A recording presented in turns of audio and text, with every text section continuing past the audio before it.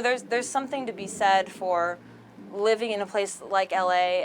It's a melting pot in so many, I mean, when it comes to not only like races and ethnicity, but just faiths and the way that people have grown up and lived their life.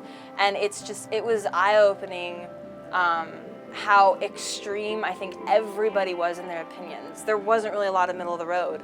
And so, you have these people that are very strong believers, but then you have these people that they just can't believe it. That they're like, you must be such an idiot. Like, how can you do that? And I will never forget one day being on a set, and one girl just made an off-color comment. I went to church I was with my church group or something, and literally people on the set, their eyes turn and they're like, I never thought you were that dumb. You go to church? And it's just like, this poor girl was just, attacked, and everyone's like, I didn't know you were like that.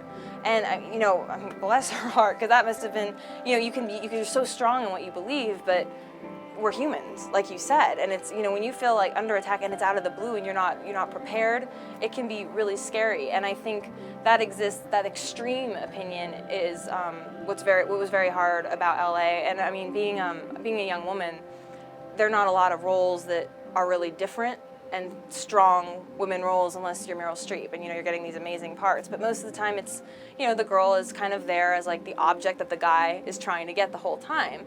And there are exceptions, and there's a lot of great people doing unique things, writing their own scripts, making their small films that are, trying to counter that image.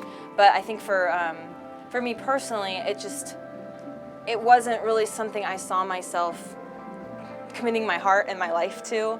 And I had fun. I had some great experiences. I worked as an extra on some shows, and I was on Grey's Anatomy for about a year and a half. And that was amazing. A great learning experience, some nice people involved.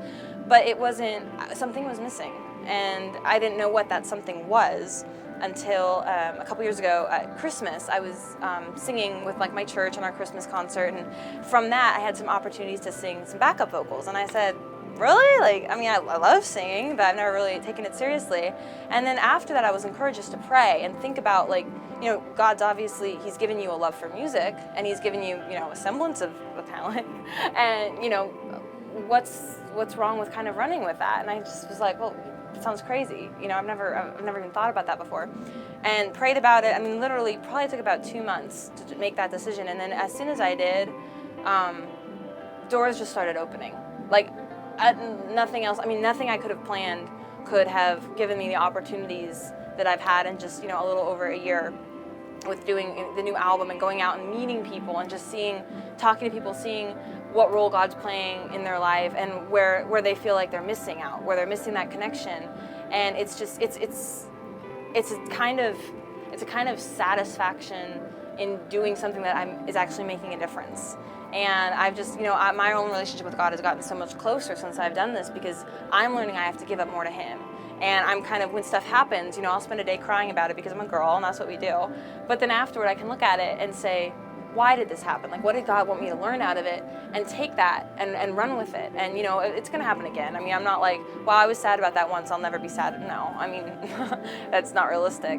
But, and if my songs can kind of give people that encouragement and give people that hope, then I consider it completely successful. And today, actually, I'm pretty new at this. Like I was saying, I had my first experience with a young guy accepting Christ after my set, and it was just, and it stopped my world. And I said, this is why I'm doing this. This is amazing just to be a part of that. And he just wanted to tell me about his life and what led him to that moment. And it's just remarkable. And I'm like, you know what? No matter if I was in a movie that made $50 million, yeah, it'd be great. I could have a house, but that one moment of talking to that kid, it gives me shivers even just now talking about it. It's, I would take that any day. And God definitely has a path, and I don't see the finish line yet. But I think that's what's beautiful about it, is there's so many ways to go and so many ways that music can reach people on a different level. So.